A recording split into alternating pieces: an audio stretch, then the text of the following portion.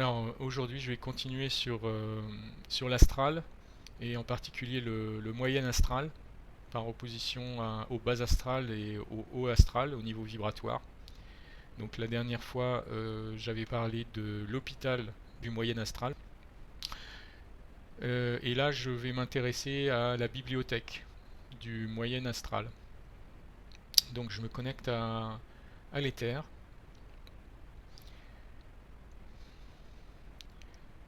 Et déjà, je demande si cette bibliothèque, elle existe vraiment. Bah, on me dit que oui. Et puis on me montre un grand dôme blanc, euh, un peu comme un dôme de mosquée, mais tout blanc et beaucoup plus grand que celui d'une mosquée. C'est un très grand dôme blanc et dedans, en fait, quand on pénètre, je vois des rangées, des rangées de casiers qui font qui font des cercles concentriques. Euh, Ils sont tous situés sur la paroi équivalent au plafond du dôme. Et donc sur chaque cercle, il y a des espèces d'encoches ou de foyers ou de rangements. C'est difficile à expliquer. Ça fait comme des encoches. Et elles sont nombreuses. Elles sont alignées les unes à côté des autres et ça forme des cercles parce que ça fait tout le tour du dôme. Et les cercles, chaque cercle correspond à une série d'encoches comme ça.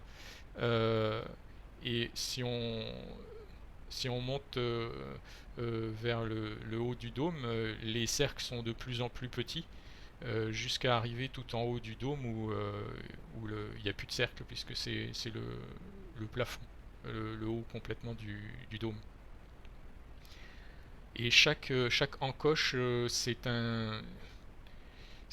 comme un espèce de trou de verre.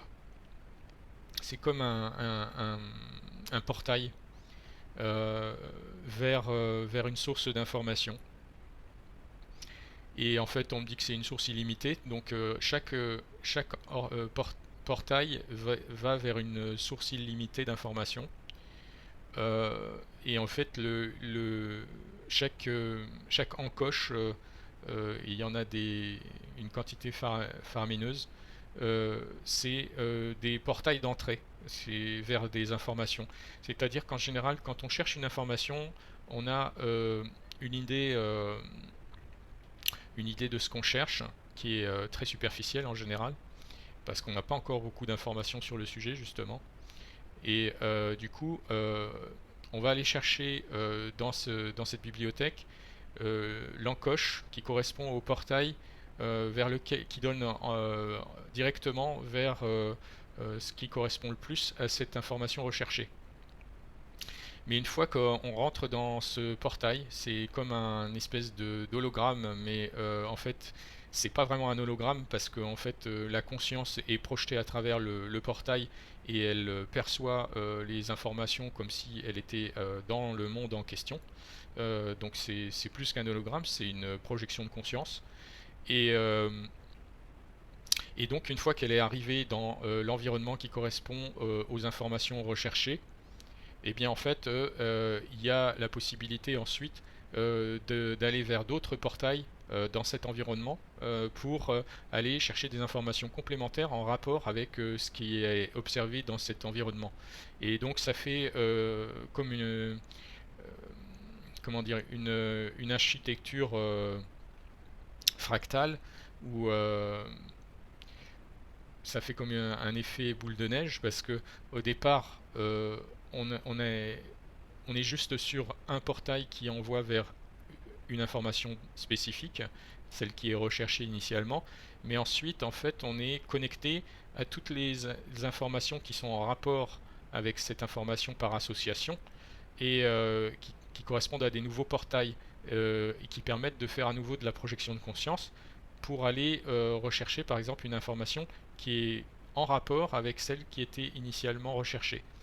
Et comme ça, en fait, cette recherche peut continuer de façon indéfinie parce qu'on traverse un nouveau portail, on arrive dans un nouvel endroit où il y a des nouvelles informations et où se trouvent à nouveau d'autres portails qui nous emmènent à nouveau vers un autre endroit qui est en rapport avec cet endroit nous donne des nouvelles informations qui sont associées aux informations précédentes et ainsi de suite. Il y a pas de limite. C'est pour ça que en fait les entrées initiales dans ces encoches, ces portails de, de la bibliothèque, ce sont que des voies d'accès direct à des informations, mais ensuite de façon indirecte par la traversée de plusieurs portails, par projection de conscience, on peut obtenir n'importe quelle information, il n'y a pas de limite.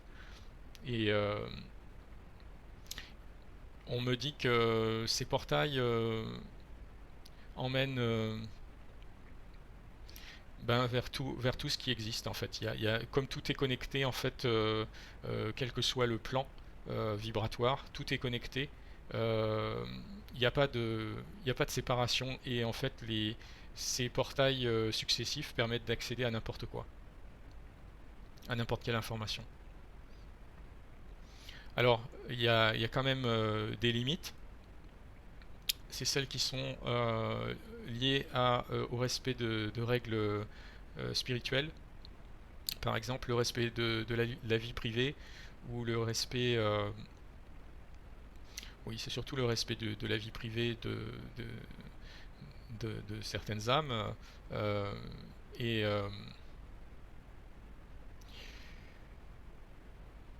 il ne peut pas y avoir non plus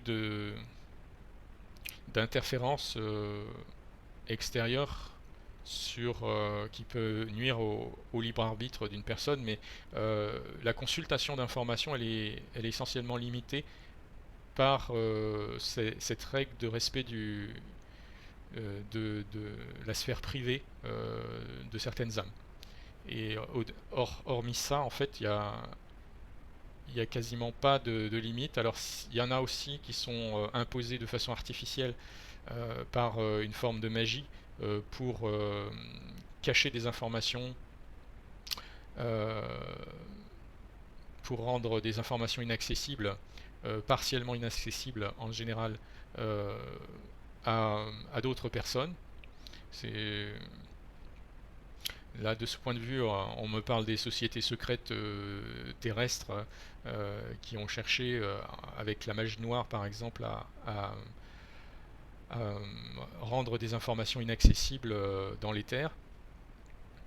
On me dit qu'en fait, ce type de magie, elle peut être dépassée par de la magie blanche avec un taux vibratoire suffisamment élevé et que ces blocages d'accès d'informations ne fonctionnent que sur des êtres qui vibrent dans une certaine catégorie vibratoire suffisamment basse et que au-dessus à partir d'un certain niveau vibratoire en fait ces blocages d'informations ne fonctionnent plus et le contenu des informations peut être obtenu. Euh, du coup, en fait, pratiquement tout est accessible en termes d'informations quand on rentre dans cette bibliothèque. En, je regarde les êtres qui rentrent dans la bibliothèque pour la consulter et ils se mettent en état de méditation. C'est quelque chose qui ressemble à de la méditation en tout cas. Ils sont assis dans des canapés, des fauteuils confortables et, et ils sont en état de méditation. Euh, Parfois, ce sont des groupes donc des méditations collectives pour aller rechercher une information ou plusieurs informations. Mais l'essentiel, c'est des âmes individuelles Et il y a l'équivalent d'assistants qui aident, qui aident les personnes, surtout celles qui découvrent l'endroit, qui n'ont pas encore l'expérience d'aller faire de la projection de conscience à travers cette bibliothèque, qui les aident à découvrir cet outil-là. Et puis il y a ceux qui sont déjà habitués à utiliser ça, ils n'ont pas besoin d'aide, ils viennent et puis ils consultent. Ils font ça de façon totalement indépendante. C'est pas saturé de monde, hein, dans cette bibliothèque. C'est très calme, hein. Elle est très grande cette bibliothèque, mais on a le sentiment qu'il y a de l'espace pour tout le monde. Et que, encore une fois, c'est un peu comme l'hôpital, c'est-à-dire que la dimension est variable en fonction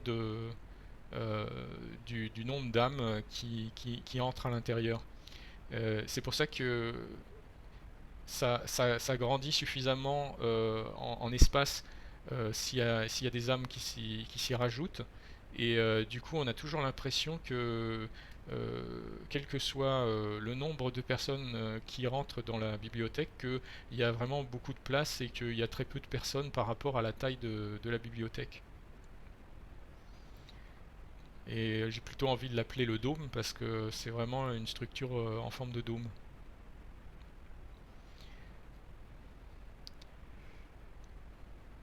Et on me montre que euh, l'organisation des cercles concentriques qui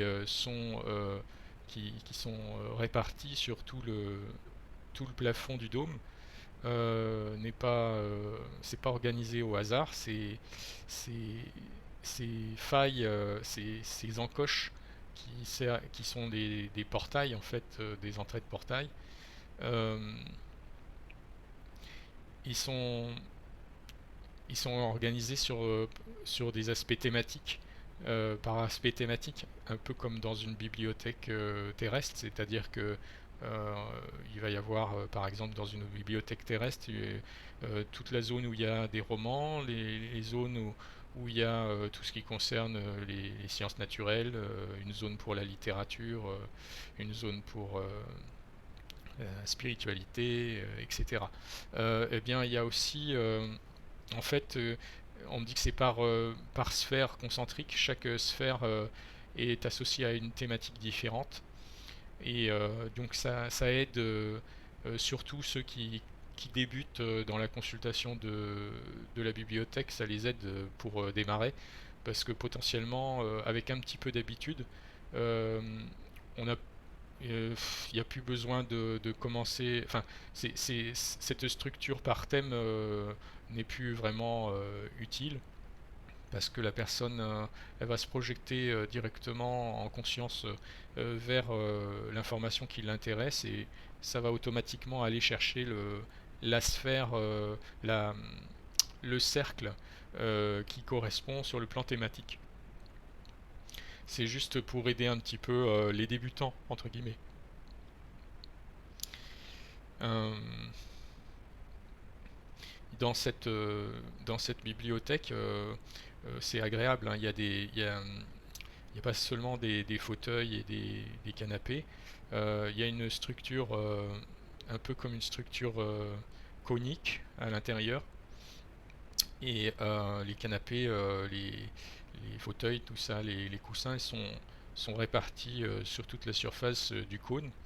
La pointe du cône pointe vers le centre et le haut du plafond du dôme. Et il y a des plantes, il y a des fontaines, des petites fontaines, des petites cascades. Euh, Ça fait penser un peu à euh, quand on fait une, un empilement de verre et puis qu'on verse le champagne tout en haut et puis que ça descend en cascade un peu partout sur tous les verres, eh bien ça a un peu cette apparence-là. À travers, en remplaçant les verres par soit des fauteuils, des canapés, des passages pour que l'eau descende, des plantes, etc. C'est structuré un peu comme ça. Et puis il y a toute la coupole avec le plafond, avec les différents cercles. Bien sûr, le cercle le plus grand est celui tout en bas, et puis le plus petit tout en haut. Et chaque cercle, encore une fois, correspond à des thématiques différentes. Au niveau de l'éclairage, c'est pareil, c'est assez lumineux, c'est même très lumineux, encore plus lumineux que dans l'hôpital, presque blanc partout. Euh, Il y a, il y a un peu de couleur verte aussi, des tons verts mais légers, vert pomme, euh, très doux, très pastel, des couleurs vraiment pastel. Il n'y a rien d'agressif, hein, c'est vraiment on va dire le dôme, la structure du dôme rayonne la lumière blanc avec une légère couleur vert pastel. Et puis le sol aussi rayonne cette lumière-là. Mais c'est pareil, on n'a pas le sentiment qu'il y a vraiment des cloisons ou des bords parce que euh, ça, ça c'est c'est c'est pas dur, c'est pas figé, ça peut se contracter ou se dilater en fonction des besoins. Et on me dit, c'est une spécificité de l'astral, c'est qu'il n'y a rien de figé. Tout est meuble, tout est modifiable en fonction justement de la pensée créatrice. Et donc la bibliothèque n'échappe pas à ça. Elle fonctionne aussi sur ce même principe.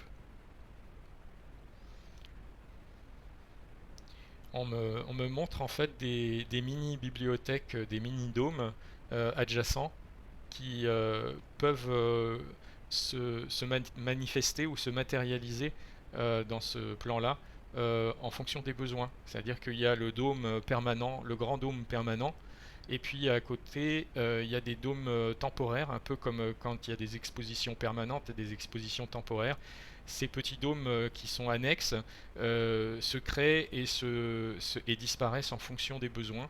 Et ils peuvent être focalisés par exemple sur certaines thématiques temporaires qui intéressent temporairement un certain nombre d'âmes qui décident de se réunir et de matérialiser cette mini bibliothèque annexe juste pour une période limitée où ils vont consulter et faire des recherches ensemble. Je me demande s'il y a autre chose à dire sur la bibliothèque.